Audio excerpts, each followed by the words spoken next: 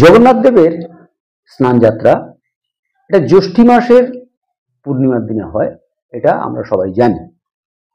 এখন এই দিনে মনে করা হয় যে জগন্নাথ দেবের আবির্ভাব তিথি এই দিন, অর্থাৎ জগন্নাথ দেবের জন্ম হয়েছিল এই দিন। সেই জন্যেই ওই দিন স্নান যাত্রার তিথি নির্ধারণ করা হয়েছে, সেটা হচ্ছে জ্যৈষ্ঠী মাসের পূর্ণিমা।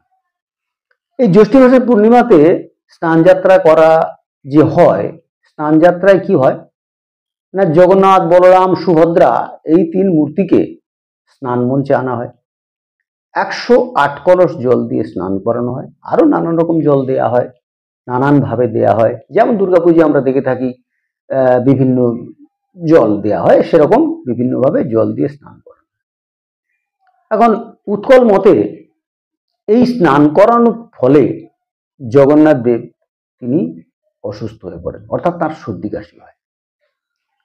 তো জগন্নাথ জগতের নাথ, আর ওদিকে রবীন্দ্রনাথ বলছেন দেবতাকে মোরা আত্মীয় জানি।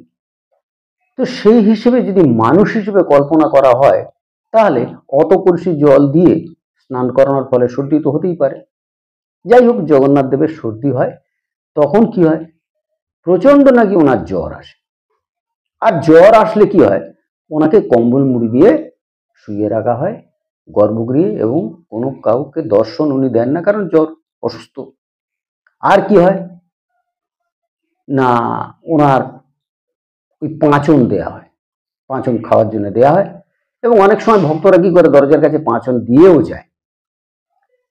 তারপরে কি হয়, দ্বাদশী তিথিতে, যেদিন শুক্লপক্ষ দ্বাদশীতে, যেদিন রথযাত্রা হবে তার আগের দিন তিনি হচ্ছেন, তার জ্বর সেরে যায়।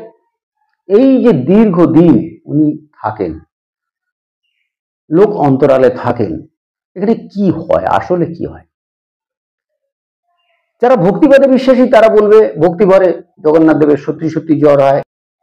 তো আমি তো ঠিক ভক্তিবাদী নই, সেই জন্য ভক্তিবাদের কথা না বলে যেটা বাস্তব ঘটনা সেটা যদি বলি আমরা।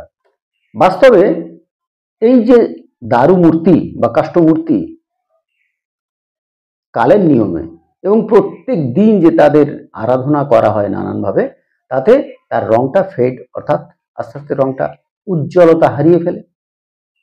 আর এত জল দিয়ে স্নান করানো, ঘষে ঘষে স্নান করানো হয়, নানান কিছু দিয়ে স্নান করানো হয়, তার ফলে গায়ের রংটা মেড়মেড়ে হয়ে যায়। সেই গ্লেজটা আনার জন্য, সেই চকচকে ভাব আনার জন্য কি হয়, এই 15 দিন ধরে মূর্তিটাকে রিপেয়ার করা হয় এবং সুন্দর করে একদম